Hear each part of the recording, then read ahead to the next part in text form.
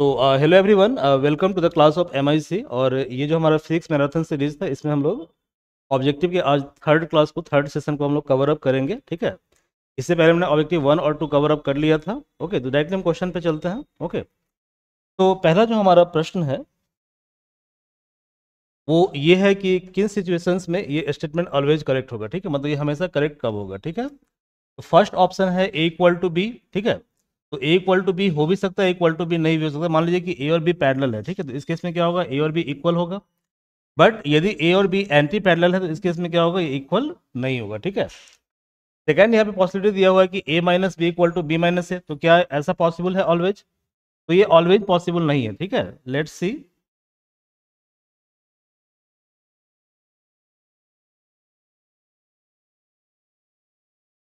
Okay, तो क्या प्रश्न है? प्रश्न आपका है कि क्या A minus B equal to B minus A हो सकता है। ठीक है, क्या ये हो सकता है ऐसा? ठीक है, सपोज कीजिए कि ए एक इंडिपेंडेंट वेक्टर है और बी एक अदर वेक्टर है। ठीक है, तो बी अदर वेक्टर है और हमें क्या करना है, हमें माइनस बी निकालना है। ठीक है, तो यदि बी आपका ये वेक्टर है तो माइनस बी ऑब्वियसली ये वेक्टर होगा। ठीक है, ये वेक्टर होगा। इन दोनों को जोड़ना है। ठीक है, जोड़ दीजिए। ये ए वेक्टर है, ये आपका माइनस बी वेक्टर है, माइनस बी वेक्टर है। तो ये जो ट्रायंगल लॉ से क्या होगा, ये जो नया वेक्टर होगा वो क्या होगा, ए माइनस बी होगा। ए माइनस बी होगा। ठीक है, नेक्स्ट क्या है, नेक्स्ट हमें निकालना है बी माइनस से। तो बी माइनस से मतलब ए का नेगेटिव, ए का नेगेटिव किधर होगा, माइनस ए आपका इस तरफ होगा। और जो बी वेक्टर है ये आपका फॉरवर्ड डायरेक्शन, ऊपर की डायरेक्शन में है। ठीक है, तो बी माइनस ए यदि आपको निकालना है, ठीक है, तो आप क्या करोगे, बी के हेड के पास ए के टेल को ले जाओगे। ठीक है, दैट इज ट्रायंगल लॉ। तो यहाँ पे हम ले गए ए को। ठीक है, ए को ले गए, ये आपका बी वेक्टर है और ये आपका माइनस ए वेक्टर है। ठीक है भाई, तो बी माइनस ए क्या होगा, ये वेक्टर होगा। ठीक है, ये वेक्टर होगा। तो देखो ये वेक्टर तुम्हारा डाउनवर्ड डायरेक्शन में है, जबकि ये वेक्टर तुम्हारा क्या है, अपवर्ड डायरेक्शन में। तो क्या इक्वल है? इक्वल नहीं है। ठीक है, तो ये स्टेटमेंट क्या होगा, रॉन्ग हो जाएगा। ठीक है, अब आ जाओ A dot B equal to B dot है, इसको हम बाद में डिस्कस करेंगे। ठीक है, क्योंकि यही राइट आंसर है। ठीक है, कैसे इसको हम डिस्कस करेंगे। A cross B equal to B cross है। लो, सपोज करो ए और बी दो वेक्टर हैं। तो ए क्रॉस बी का मतलब ए से बी की तरफ आप मूव कर रहे हैं। ठीक है, तो इसका डायरेक्शन हम फाइंड आउट करते हैं ए क्रॉस बी का using right handed triangle rule. ठीक है, राइट हैंडेड ट्रायंगल रूल से इसको हम निकालते हैं। ठीक है, तो जब ए से बी की तरफ आप थंब को ले जाओगे तो आपका थंब कहाँ जा रहा है, थंब आपका बाहर की तरफ जा रहा है।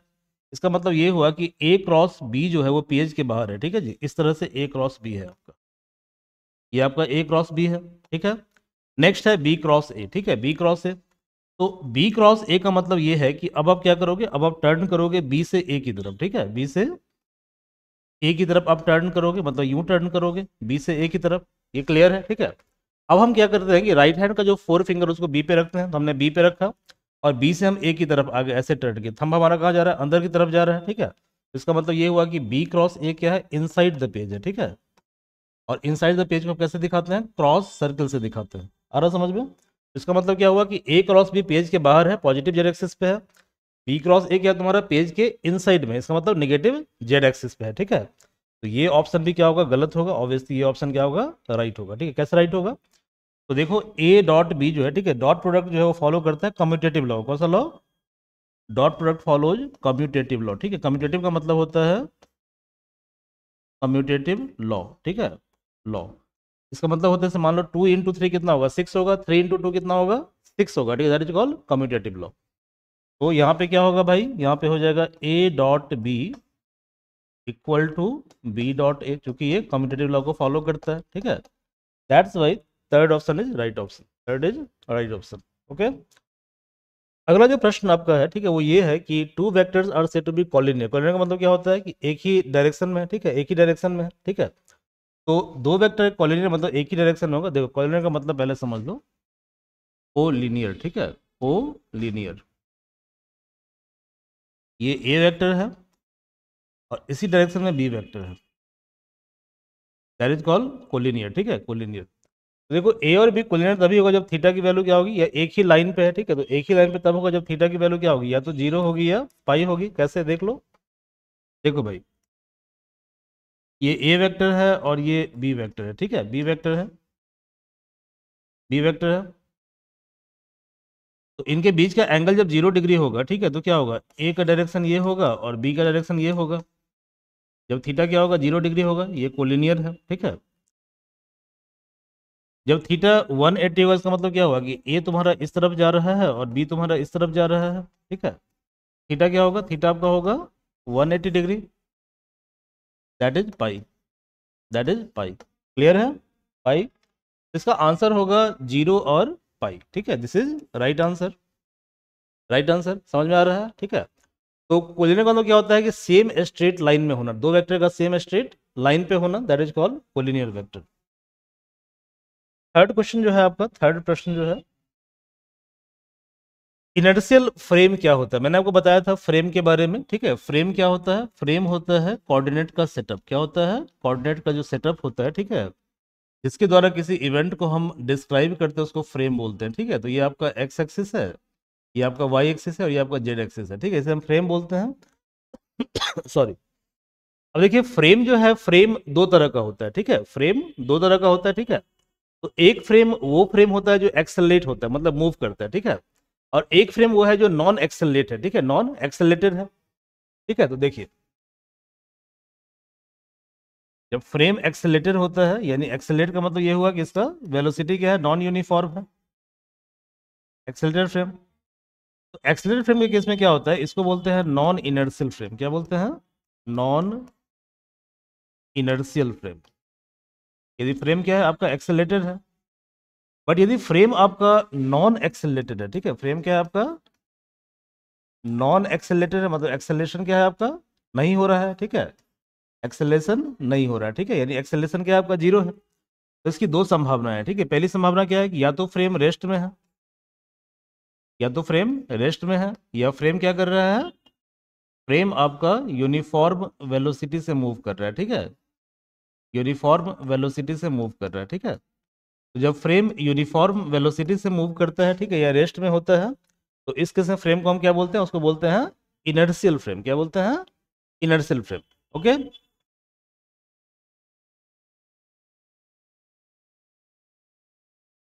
तो इसे हम बोलते हैं इनर्शियल फ्रेम।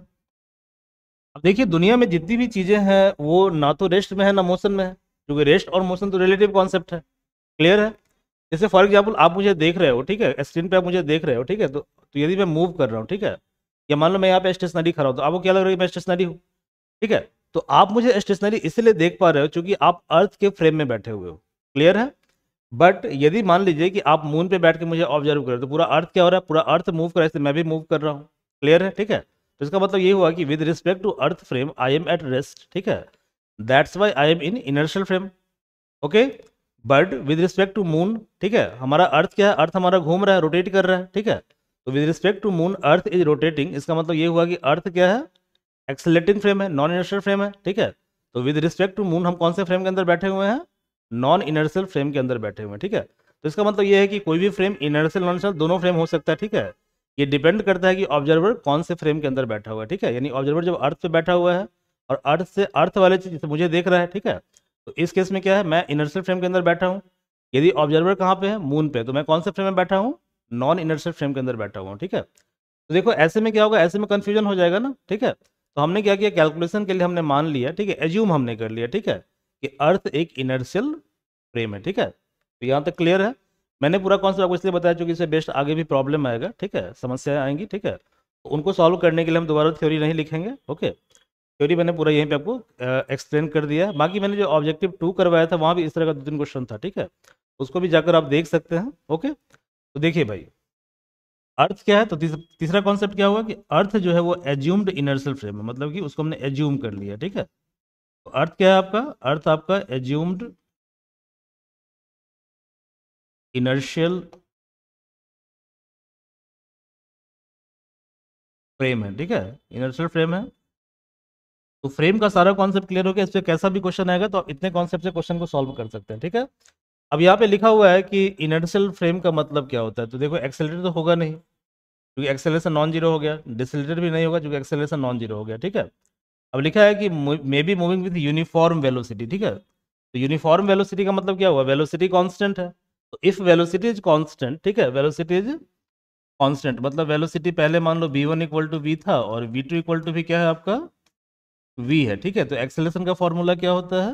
एक्सेलरेशन का फॉर्मूला होता है v2 minus v1 by t2 minus t1, ये फॉर्मूला होता है। और चूंकि v2 कितना है आपका v और v1 कितना है v, तो v2 माइनस v1 कितना हो जाएगा? 0 बाई t2 माइनस t1, मतलब कितना हो जाएगा? 0 ही हो जाएगा। आ रहा है समझ में? यानी एक्सेलरेशन क्या होगा? 0 होगा जब पार्टिकल क्या होगा? जब पार्टिकल यूनिफॉर्म वेलोसिटी से मूव करेगा, ठीक है। तो फ्रेम कैसा फ्रेम होगा? इनर्शियल फ्रेम होगा। इट इज राइट आंसर, ठीक है। मे बी एक्सेलरेटेड और डिसलेटेड और मूविंग विद कांस्टेंट वेलोसिटी, ठीक है।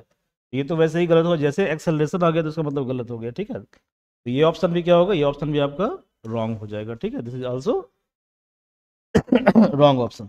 अगला प्रश्न क्या है? देखिए लिखा है ना, अर्थ। अर्थ क्या है? तो अर्थ जो है इनर्शियल फ्रेम है। कैसा फ्रेम है? इनर्शियल। तो earth is assumed inertial frame. हमने क्या किया? कैलकुलेशन के लिए ऐसा मान लिया कि अर्थ को हम रेस्ट में ही रखेंगे, ठीक है। तो earth is assumed inertial frame.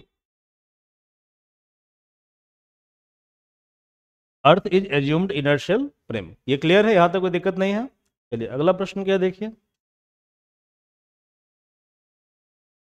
Centrifugal force क्या होता है? समझिए जरा इस चीज को, ठीक है। देखिए, जब भी आप नॉन इनर्शियल फ्रेम के अंदर बैठकर किसी फोर्स को ऑब्जर्व करते हैं, that is called pseudo force. That is called pseudo force, false force. Clear है? ठीक है। तो जब कोई फ्रेम, कौन सा फ्रेम है? नॉन इनर्शियल फ्रेम है, ठीक है। उस फ्रेम के अंदर कौन सा फोर्स लगता है? स्यूडो फोर्स लगता है, ठीक है।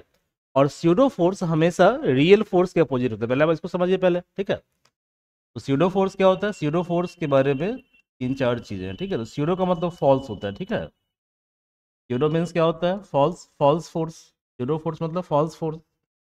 तो पहली बात तो यह है कि ये सिर्फ एक्ट करता है नॉन इनर्शियल फ्रेम के अंदर। It act only in non inertial frame. पहली कंडीशन ये होती है, इट इज फर्स्ट कंडीशन, ठीक है। नॉन इनर्शियल फ्रेम, ठीक है। सेकंड क्या है कि ये रियल फोर्स के जस्ट अपोजिट डायरेक्शन में होता है, ठीक है। तो opposite to real force, opposite in direction to real force, direction to direction to एक मिनट है जो real force,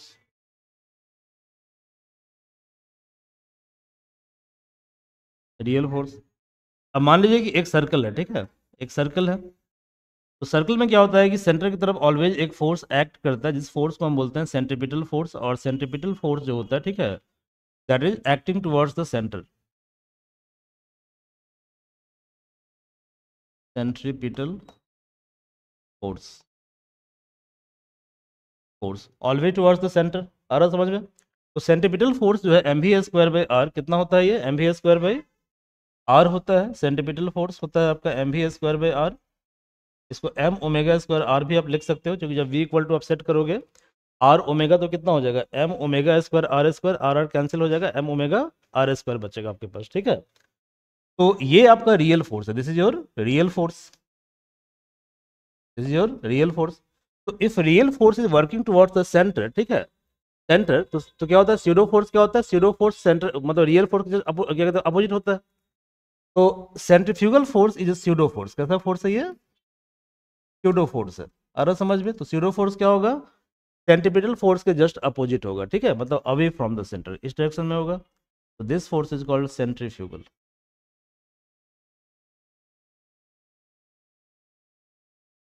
sorry,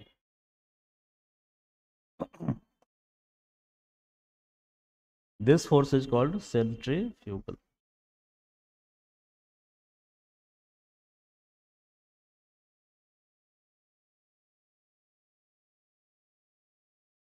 this force is called centrifugal force. Okay, तो सेंट्रीफ्यूगल फोर्स कैसा फोर्स है? फिक्टिशियस मतलब स्यूडो, फिक्टिशियस मतलब false. ऐसा force है ये फॉल्स फोर्स है, फॉल्स फोर्स। ओके, तो अदर ऑप्शन को देखने की जरूरत आपको है ही नहीं, ठीक है। इट इज राइट आंसर, ठीक है, right answer. Bernoulli theorem is based upon, ठीक है, Bernoulli theorem is based upon, ठीक है। देखिए बर्नौली थ्योरम जो है, जब आप डिराइव करते हैं बर्नौली थ्योरम को, ठीक है, तो ये मेनली बेस्ड किस पे होता है? तो यहाँ पे हम क्या करते हैं कि वर्क एनर्जी थ्योरम जो होता है उससे बेस्ड होता है, ठीक है। किससे बेस्ड होता है ये? वर्क एनर्जी थ्योरम पे बेस्ड होता है, ठीक है, it is based on work energy theorem, it is based on work energy theorem. आप सभी ने पढ़ा है वर्क एनर्जी थ्योरम या नहीं पढ़ा है, बताइए। आपके 11वीं कक्षा में एक चैप्टर होगा वर्क, जो वर्क एनर्जी थ्योरम है, ठीक है, वहां पे वर्क एनर्जी थ्योरम क्या कहता है, वर्क एनर्जी थ्योरम ये कहता है, ठीक है, कि work done on the system equal to change of kinetic energy delta K, clear है। और जो पोटेंशियल एनर्जी होता है वो वर्क डन का नेगेटिव होता है, ठीक है, मतलब डब्ल्यू क्या होता है, डब्ल्यू होता है negative of change of potential energy, ठीक है, पोटेंशियल एनर्जी, तो माइनस डेल्टा यू, तो माइनस डेल्टा यू कितना हो गया भाई, डेल्टा के हो गया, चेंज इन काइनेटिक एनर्जी। अब इन दोनों का सम कर दीजिए, ठीक है, तो डेल्टा यू प्लस डेल्टा के बराबर क्या होगा, बराबर होगा सम कांस्टेंट, ठीक है, बराबर सम कांस्टेंट, या कुछ भी मान लो, जीरो मान लो ना, क्या दिक्कत है, जीरो मान लो, जीरो मान लो, ठीक है, तो यू प्लस के क्या हो जाएगा, कांस्टेंट। समझ में आया कि नहीं समझ में आया जी, बताओ, यू प्लस के क्या है, टोटल एनर्जी है, यू प्लस के टोटल एनर्जी क्या हो जाएगा, कांस्टेंट हो जाएगा। अच्छा बताओ, ये जीरो था, ये कांस्टेंट कैसे हो गया, ठीक है, कैसे हो गया बताओ। तो देखो भाई, डेल्टा यू को हम डी यू भी लिख सकते हैं ना, D you differential of potential energy और डिफरेंशियल ऑफ काइनेटिक एनर्जी बराबर क्या है, जीरो, तो इसका मतलब क्या हुआ, कांस्टेंट का डिफरेंशिएशन क्या होता है, जो कांस्टेंट है मतलब डी यू प्लस के क्या जीरो है, तो जब डी यू के प्लस जीरो, इसका मतलब क्या हुआ, इसका मतलब ये हुआ कि ये टर्म क्या है, कांस्टेंट है तुम्हारा, this term is constant. Constant का डेरिवेटिव क्या होता है, कांस्टेंट का डेरिवेटिव आपका जीरो होता है, तो यू प्लस के क्या है आपका कांस्टेंट है, क्लियर है, यानी यू प्लस के क्या है, टोटल एनर्जी है, टोटल एनर्जी क्या है आपका, कंजर्व है, ठीक है, कंजर्व है, तो it is based on conservation of energy. Bernoulli equation is क्या कहते हैं, important in the field of Bernoulli theorem. आप क्या करते हो, सिंपली आप ये करते हो ना, कि आप एक ट्यूब ऑफ फ्लो लेते हो, मतलब कि एक पाइप लेते हो जहाँ से क्या हो रहा है, जहाँ से कुछ लिक्विड फ्लो कर रहा है, आ रहा है समझ में, तो इसी लिक्विड के आप क्या करते हैं, मतलब change in kinetic energy calculate करते हो, ठीक है, और वहीं से एक फार्मूला आता है, क्या फार्मूला आता है, P plus rho G H plus half rho V square equal to constant, यही बर्नौली थ्योरम होता है, आ रहा है समझ में। तो बर्नौली थ्योरम मेनली डील करता है फ्लो ऑफ फ्लूइड के बारे में, ठीक है, लिक्विड के बारे में, ठीक है, फ्लो ऑफ लिक्विड के बारे में ये डील करता है, ठीक है, डील करता है। अगला प्रश्न क्या है, choose the correct statement, gradient of vector is vector field gradient of scalar, देख लीजिए, समझिए जरा इस चीज को, ठीक है, लर्न कीजिए कॉन्सेप्ट को पहले। देखिए भाई, जो ग्रेडियंट होता है, ग्रेडियंट, ठीक है, ग्रेडियंट, ठीक है, ग्रेडियंट, ओके, ग्रेडियंट वो हमेशा काम करेगा स्केलर फील्ड के ऊपर, कहाँ पे काम करेगा, स्केलर फील्ड पे काम करेगा, वेक्टर पे काम नहीं करेगा, ठीक है, उसको बोलते हैं डाइवर्जेंस या कर्ल बोलते हैं, ठीक है, आ रहा समझ में। तो ये जो डेल ऑपरेटर, डेल ऑपरेटर, ठीक है, डेल ऑपरेटर, ठीक है, तो डेल ऑपरेटर जब काम करता है किसी स्केलर के ऊपर, कहाँ पे काम करता है, स्केलर के ऊपर, उसको बोलते हैं ग्रेडियंट, क्या बोलते हैं, ग्रेडियंट। और डेल जब वेक्टर पे काम करता है उसको बोलते हैं डाइवर्जेंस और कर्ल, ठीक है। तो कहने का मतलब तीन चीजें होती है, ठीक है, तो ये जो आपको दिख रहा है, ठीक है, ये है आपका ग्रेडियंट, ये है आपका ग्रेडियंट। और यहाँ पर ये जो फाई है, ये फाई, ये आपका स्केलर फील्ड है, कैसा फील्ड है ये स्केलर फील्ड है। और ये जो आपको डेल दिख रहा है, डेल, इसको बोलते हैं डेल ऑपरेटर, ठीक है, क्या बोलते हैं, सॉरी, डेल ऑपरेटर। और ये जो डेल है इसकी वैल्यू होती है del by del x I cap plus del upon del Y J cap plus del upon del Z into K cap, clear है, कितना होता है इसका वैल्यू, गुड। तो ये डेल का वैल्यू होता है, ठीक है, तो डेल का वैल्यू है डेल अपॉन डेल एक्स आई cap plus del upon del Y जे cap plus del upon del Z के कैप, इज इट क्लियर और नॉट, ठीक है। तो जब डेल ऑपरेट करता है किसी स्केलर पे तो उसको बोलते हैं ग्रेडियंट। जब डेल जो है डेल का डॉट प्रोडक्ट किसी वेक्टर के साथ होता है उसको बोलते हैं डाइवर्जेंस, क्या बोलते हैं उसको, डाइवर्जेंस, डाइवर्जेंस। तो आप जानते हैं कि दो वेक्टर का डॉट प्रोडक्ट क्या होता है, स्केलर होता है, तो डाइवर्जेंस हमेशा क्या होगा, डाइवर्जेंस हमेशा आपका स्केलर होगा, ठीक है, डाइवर्जेंस स्केलर होगा। और जब दो वेक्टर के बीच हम क्रॉस प्रोडक्ट निकालते हैं, ठीक है, मतलब सॉरी, डेल को जब हम क्रॉस करते हैं ए के साथ किसी वेक्टर के साथ, उसको कर्ल बोलते हैं, ठीक है। तो कर्ल क्या होता है, कर्ल आपका वेक्टर क्वांटिटी होता है, कर्ल क्या होता है, कर्ल आपका होता है वेक्टर क्वांटिटी, तो कर्ल इज वेक्टर, ठीक है, डाइवर्जेंस इज स्केलर, ठीक है, स्केलर। एंड ग्रेड मतलब ग्रेड फाई, ठीक है। तो ये आपका वेक्टर है और ये आपका स्केलर है। तो आप जानते हैं कि वेक्टर इंटू स्केलर क्या होता है, वेक्टर होता है। तो ग्रेडियंट क्या होगा, ग्रेडियंट आपका होगा वेक्टर। ग्रेडियंट क्या होगा, वेक्टर। तो gradient is vector, curl is vector, divergence is scalar. ये रूल आपको याद रखना है, ठीक है। मैंने पिछले वीडियो में डिस्कस किया था इसको। ओके, तो चूज द करेक्ट स्टेटमेंट। तो gradient of vector field is vector field. तो पहली बात तो मैंने बताया था कि ग्रेडियंट वेक्टर फील्ड पे ऑपरेट होता ही नहीं, ठीक है। तो ये ऑप्शन गलत हो गया। Gradient of vector field is scalar field. तो वेक्टर फील्ड पे ऑपरेट नहीं होगा तो काट दो इसको भाई, ठीक है। Gradient of scalar field is vector field. तो ये राइट होगा। क्या मैंने बताया था कि जब आप वेक्टर को ऑपरेट करोगे, मतलब ग्रेडियंट को ऑपरेट करोगे किसी स्केलर के ऊपर, ठीक है, तो वेक्टर इंटू स्केलर क्या होता है, वेक्टर होता है, ठीक है। Gradient of scalar field is scalar field. तो ये ऑप्शन आपका गलत हो गया। चलिए अगला प्रश्न है, the amount of flux diverging from a point per unit area पर सेकेंड इज कॉल्ड। इसको समझिए पहले कॉन्सेप्ट को, ठीक है, फिर हम आगे डिस्कस करेंगे। देखो ऐसे पिछले प्रश्न में इसका उत्तर है, ठीक है। देखो पहली बात, ये फ्लक्स होता क्या, पहले इसको समझिए जरा, ठीक है। जैसे मान लीजिए कि सपोज कीजिए कि मान लीजिए ये एक ऐसा कोई ट्यूब है, ठीक है जी, ऐसा कोई ट्यूब है और इस ट्यूब से क्या हो रहा है, वाटर फ्लो कर रहा है, ठीक है, वाटर फ्लो कर रहा है। तो something is flowing from this cross sectional area, ठीक है, और इस फ्लक्स को, सॉरी, इस फ्लो को हम क्या बोलते हैं, फ्लक्स बोलते हैं, ठीक है। तो ये जो चीजें आपको दिख रही है यही फ्लक्स आपका है, दैट इज कॉल्ड फ्लक्स। ये चीज आपका क्या है, फ्लक्स है, ठीक है, फ्लक्स है। ओके, अब इस फ्लक्स में क्या कीजिए, आपने क्या किया, किसी रिंग को रख दिया, कोई रिंग है, ठीक ठीक है। तो रिंग क्या होता है, अंदर से खाली होता है और चारों तरफ सर्कुलर क्या कहते हैं, शेप उसका होता है रिंग का। रिंग मतलब इस तरह का होता है, ऐसा होता है रिंग। इस रिंग को आपने यहाँ पे ऐसे प्लेस कर दिया, ठीक है। इसका मतलब क्या हुआ कि मैक्सिमम वाटर यहाँ से पास कर जाएगा, ठीक है, इस पर्टिकुलर सेक्शन से, पहले वाले से।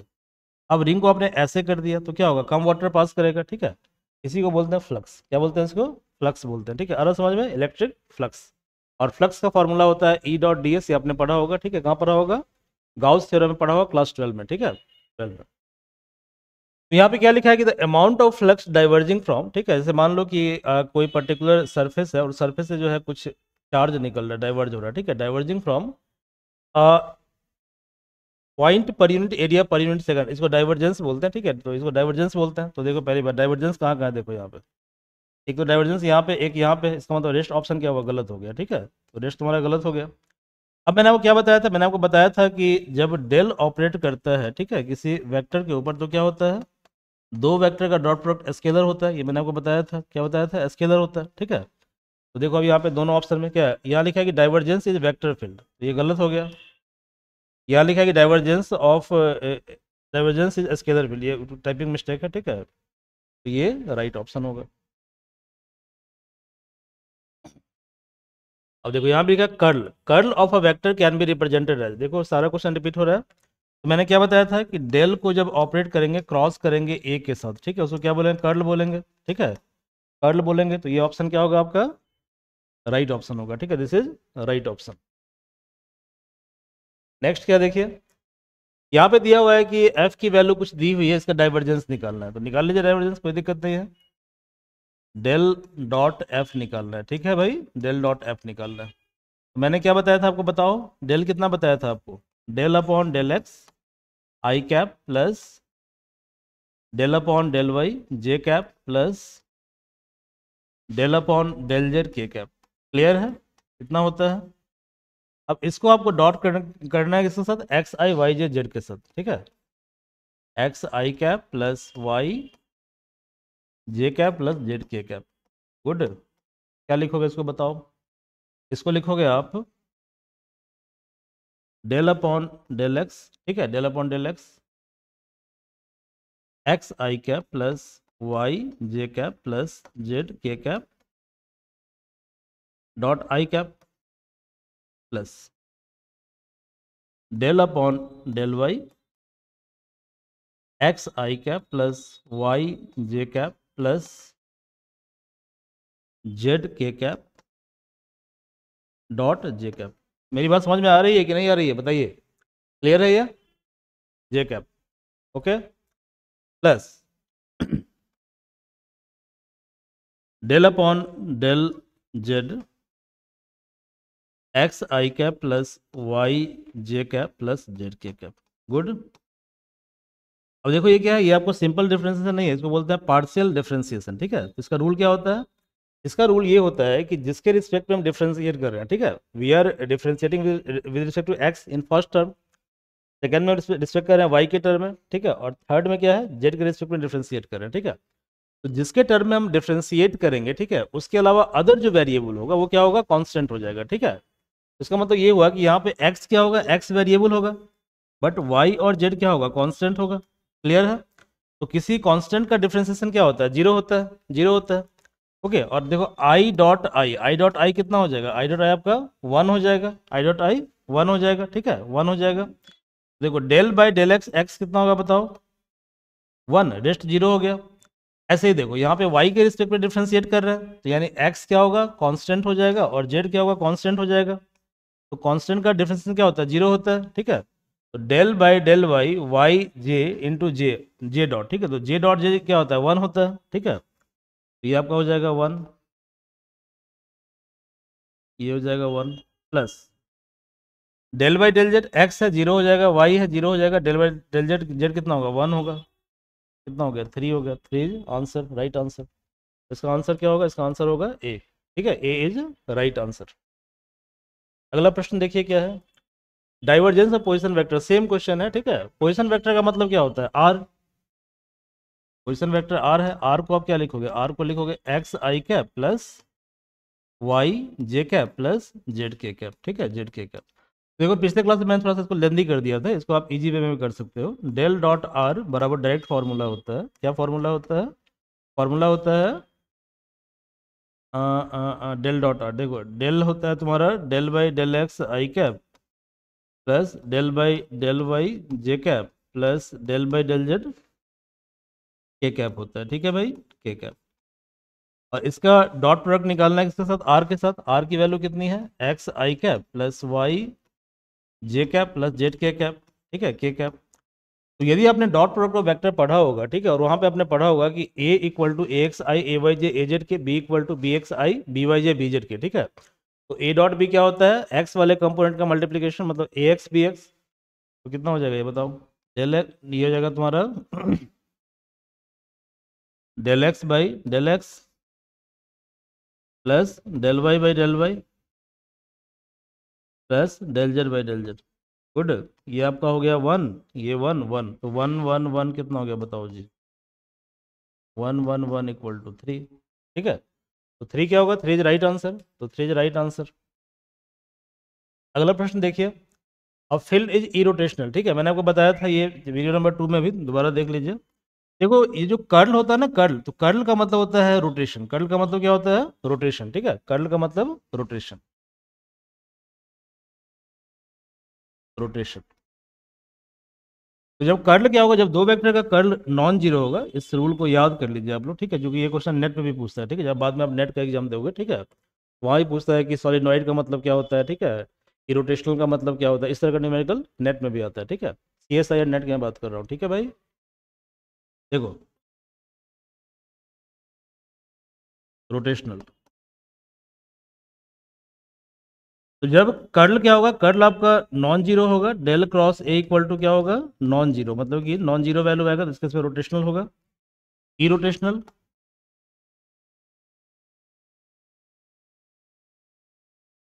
मतलब रोटेट नहीं करेगा, ठीक है। तो रोटेट कब नहीं करेगा, जब कर्ल क्या होगा, कर्ल आपका जीरो होगा, तो डेल क्रॉस ए क्या होगा, जीरो होगा, ठीक है, this is the right answer. Curl A equal to zero, यानी बी इज राइट आंसर। अगला प्रश्न देखिए क्या है, if phi equal to Y Z then its integral is, निकाल लो भाई इंटेग्रल, कौन सी दिक्कत, क्या दिक्कत है इसमें इंटेग्रल निकालने में, ठीक है, निकाल लो। फाई कितना दिया हुआ है, वाई जेड, ठीक है, वाई जेड, इसका इंटीग्रल निकालना है ना। ठीक है, देखो इस क्वेश्चन में कुछ गड़बड़ी है जी, ठीक है, क्वेश्चन में कुछ मिस्टेक है, ओके, क्वेश्चन में कुछ गड़बड़ी है, ओके। इंटीग्रल जो निकालोगे इसका कैसे निकालोगे, तो यदि मान लो y Z into d x करते हैं, ठीक है, डी एक्स इंटू मान लो आई कैप कर देते हैं, फिर मान लो हम कर देते हैं Y Z into D Y कर देते हैं, ठीक है, D Y into J cap.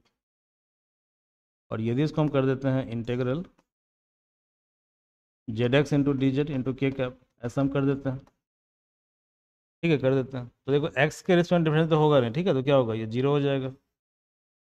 Okay, D Y में वाई वाला टर्म है, तो वाई वाला टर्म है यहाँ पे, तो जेड क्या होगा, बाहर आ जाएगा। ये क्वेश्चन जो है ना गड़बड़ है, ठीक है जी, ये क्वेश्चन जो है आपका रॉन्ग है क्वेश्चन, ठीक है। नेक्स्ट है क्या है, डाइवर्जेंस कर ले, तो काफ़ी इजी है, देखो पहले क्या करो, पहले कर्ल ए निकालो, ठीक है भाई। तो कर्ल ए क्या होगा, कर्ल ए होगा del cross A, del cross A, ये कर्ल हो गया, तो this is curl of A, curl of A. अब इसका डाइवर्जेंस निकालना है, ठीक है, तो देखो del dot del cross A, del cross A, ठीक है। तो ये तुम्हारा हो गया, इन दोनों का क्या हुआ, इन दोनों का डाइवर्जेंस हो गया, डाइवर्जेंस है ये, और ये curl A. Divergence curl A को हम क्या लिखेंगे, इसको हम लिखेंगे del dot del cross A, good, del dot del cross A, good. चलिए नेक्स्ट क्या, अगला प्रश्न क्या देखिए, कर्ल ग्रेडियंट फाई, इजी है, ग्रेडियंट फाई पहले निकाल लो, gradient phi, grad phi, grad phi, और इसका कर्ल निकालना है, तो डेल क्रॉस, ठीक है, डेल क्रॉस। तो क्या इसका आंसर होगा बताओ, इसका आंसर होगा सी, ठीक है, सी होगा। Theorem which relate surface integral into with volume integral, इसको हम बोलते हैं स्टोक्स थ्योरम। क्या होता है स्टोक्स थ्योरम, देखो जैसे मान लीजिए कि क्या कहते हैं, सपोज कीजिए एक वेक्टर है, ठीक है, एक वेक्टर है ई डॉट डी एस, ठीक है, ई डॉट डी एस। और ये जो वेक्टर आपको दिख रहा है, इसमें एक वेक्टर है, इसमें दो वेक्टर है, कितना वेक्टर है, दो वेक्टर है, ठीक है जी, क्योंकि ये वेक्टर ऑपरेट कर रहा है सरफेस के ऊपर, ठीक है। तो एस का मतलब सरफेस इंटीग्रल, सरफेस इंटीग्रल। तो इसको हम चाहे तो ऐसे लिख सकते हैं, अदरवाइज हम चाहे तो इसको ऐसे भी लिख सकते हैं कि double integration E dot D S, E dot D S, okay. अब इस वेक्टर को हम कन्वर्ट करना चाह रहे हैं डाइवर्जेंस फॉर्म में, कौन से फॉर्म में, वॉल्यूम इंटीग्रल के फॉर्म में कन्वर्ट करना चाह रहे हैं, ठीक है। तो it is given in surface integral and now I want to convert it in volume integral, ठीक है। तो इसको हम लिख सकते हैं equal to volume integral del dot E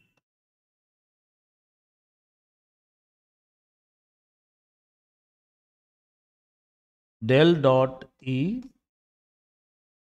dot DV, dot DV. Is it clear और नॉट, ठीक है। इसको बोलते हैं Gauss divergence theorem, it is very important theorem, ठीक है। There are two theorem that is very very important in vector algebra, ठीक है। फर्स्ट इज गाउस, मतलब Gauss divergence theorem, and second is Stokes theorem, ठीक है। तो Stokes theorem क्या करता है कि वो कन्वर्ट करता है लाइन इंटीग्रल को सरफेस इंटीग्रल में, ठीक है। और गाउस डाइवर्जेंस थ्योरम क्या करता है, ये कन्वर्ट करता है सरफेस इंटीग्रल को वॉल्यूम इंटीग्रल में, एंड वाइस वर्सा, ठीक है, वाइस वर्सा। ये जो आपको दिख रहा है वी, इसका मतलब क्या है, इसका मतलब है ट्रिपल इंटीग्रेशन, तीन बार इंटीग्रेशन है, ठीक है जी, del dot E d v, good, d v. तो कौन सा थ्योरम होगा बताओ यहाँ पे आंसर, इसका आंसर होगा Stokes theorem, Stokes theorem, good, Stokes theorem, sorry Stokes theorem नहीं होगा, कौन सा थ्योरम, गाउस डाइवर्जेंस थ्योरम, ठीक है, वेरी वेरी सॉरी, ठीक है। स्टोक्स थ्योरम क्या करता है, ये कन्वर्ट करता है लाइन को सरफेस में, ठीक है, ये कन्वर्ट करता है लाइन इंटीग्रल को सरफेस इंटीग्रल में, समझ गया जी, सरफेस इंटीग्रल में कन्वर्ट करता है, ठीक है। तो क्या होगा, गाउस डाइवर्जेंस थ्योरम, क्योंकि ये कन्वर्ट करता है सरफेस इंटीग्रल को वॉल्यूम इंटीग्रल में, ठीक है, ओके। तो C is right answer. If A equal to i x, B equal to j y, ठीक है, तो find del A dot B, तो आराम से निकाल लोगे। देखो पहले तुम क्या करो ना कि तुम्हारा ए कितना दिया हुआ है, ए है आई कैप इंटू एक्स, ठीक है, और बी कितना है, बी है आपका जे कैप इंटू वाई, ये है ना। ये देखो कैप फैक्टर दोनों लिख सकते हो, कोई दिक्कत नहीं है। तो इस वेक्टर को हमने कैप लिख दिया है, नो प्रॉब्लम, उसे कोई दिक्कत आपको नहीं होनी चाहिए, ठीक है, उससे समस्या आपको नहीं होनी चाहिए, गुड। अब मुझे एक बात बताओ कि आई डॉट आई क्या होता है, आई डॉट आई वन होता है, जे डॉट जे वन होता है, के डॉट के वन होता है, मतलब दो सिमिलर डॉट, सिमिलर वेक्टर का जो डॉट प्रोडक्ट हो क्या होगा, हमेशा वन होगा, ये क्लियर है, ठीक है। लेकिन जैसे ही वेक्टर डिसिमिलर होगा, मतलब आई जे हो गया, जे के हो गया, के जे हो गया, ठीक है, इस केस में उसका डॉट प्रोडक्ट जीरो हो जाएगा, ठीक है। यहाँ दिमाग लगाने की तो जरूरत है ही नहीं ज़्यादा, ठीक है। सिंपली देखो ए डॉट बी कितना हो जाएगा पहले तुम्हारा, ए डॉट बी हो जाएगा X Y into I dot J, I dot J already zero हो गया, ठीक है, ये पूरा टर्म जीरो हो गया, ठीक है। तो ये पूरा टर्म जीरो हो गया तो उसका डेल निकालो, कर्ल निकालो, जो भी निकालना है, ठीक है, whatever you want to find. सभी क्या आएगा, सभी इसका जीरो आएगा। इसका आंसर क्या होगा, इसका आंसर होगा दिस, ठीक है, दिस वन। अगला प्रश्न है कि वेक्टर इज, बताया था मैंने, सॉलिनॉइडल जो है it is very very important, और irrotational it is very very important. Even NET में कई बार पूछे हुआ क्वेश्चन, ठीक है। तो नेट और गेट जो तुम आगे तो फ्यूचर में एग्जाम दोगे, आईआईटी जैम का एग्जाम दोगे, वहाँ 10 बार ये क्वेश्चन पूछा है, ठीक है, कि what are the condition of solenoidal and what is the condition of irrotational, ठीक है। तो क्या बताया था मैंने, देखो सॉलिनॉइडल कंडीशन होता है कि इसका जो डाइवर्जेंस है वो जीरो होगा, ठीक है। तो डेल डॉट ए जब जीरो होगा, ठीक है, याद कर लो इसको, it is very very important, ठीक है। तो जब डाइवर्जेंस क्या होगा, डाइवर्जेंस जीरो होगा तो दैट इज सॉलिनॉइडल, और जब कर्ल जीरो होगा तब क्या बोलते हैं उसको, इरोटेशनल बोलते हैं, ठीक है।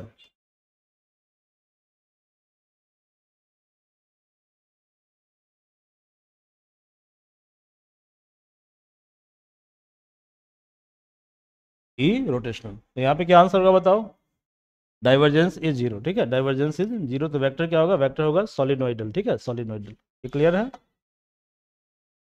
If N cap is a unit vector then direction of the vector is, very easy, देखो क्या होता है, क्या है डेफिनेशन यूनिट वेक्टर का बताओ, डेफिनेशन ऑफ यूनिट वेक्टर, ठीक है भाई, definition of unit vector, unit vector.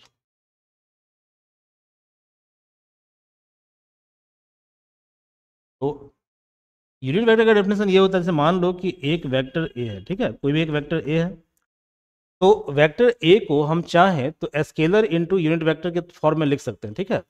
यानी वेक्टर ए को हम चाहें तो लिख सकते हैं कि ए क्या है, ए जो है मैग्नीट्यूड है वेक्टर ए का, ठीक है, इनटू ए कैप। यहाँ पे ए कैप क्या है तुम्हारा, ए कैप तुम्हारा यूनिट वेक्टर है, ए कैप तुम्हारा क्या है, यूनिट वेक्टर है। जबकि ये जो आपको ए दिख रहा है, ठीक है, ए, ये इस वेक्टर का मैग्नीट्यूड है, ठीक है, इट इज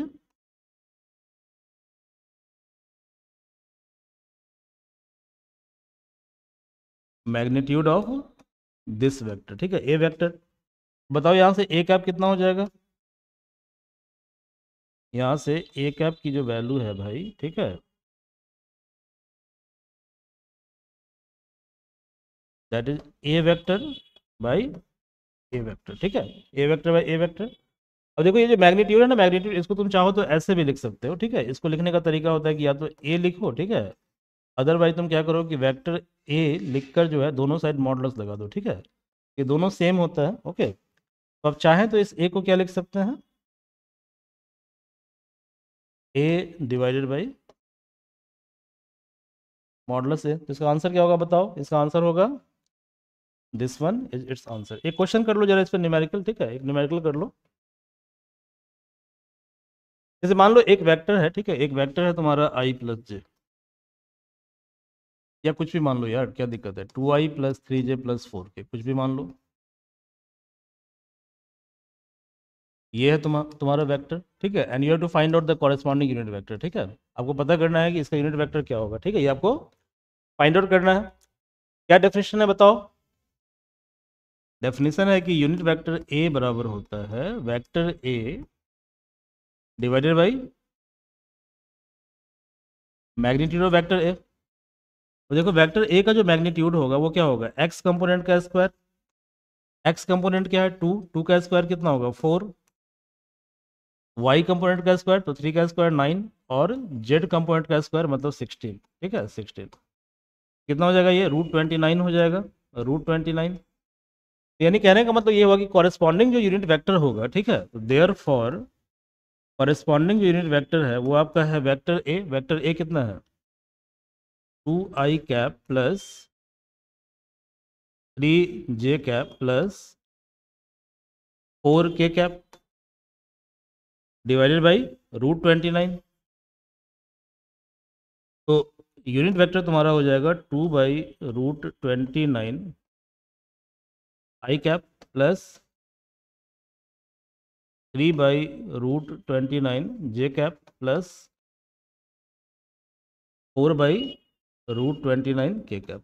गुड। तो आज के सेशन में इतना ही है, ठीक है। और एक दो सेशन हम और लेकर आएंगे, ठीक है, ऑन फिजिक्स मैराथन। और हमारी कोशिश ये भी होगी ये जो सब्जेक्टिव क्वेश्चन जो इंपॉर्टेंट है उसको भी हम कवर अप कर लें, ठीक है। तो हम कुछ और वीडियो बनाएंगे मैराथन के ऊपर। यदि आपको वीडियो बढ़िया लगता है, ठीक है, तो kindly do some nice comments, okay. It motivates us, इससे हमें मोटिवेशन मिलता है, ठीक है, कि आपके लिए हम और अच्छा काम करें, ठीक है, और बेटर काम करें, ओके। बाकी आप ऐप पर कोर्स को परचेज भी कर सकते हैं। ठाकुर सर मैथ्स का अपना ऐप है, ठीक है, उस ऐप पर आप कोर्स को परचेज कर सकते हैं। So thank you everyone, okay.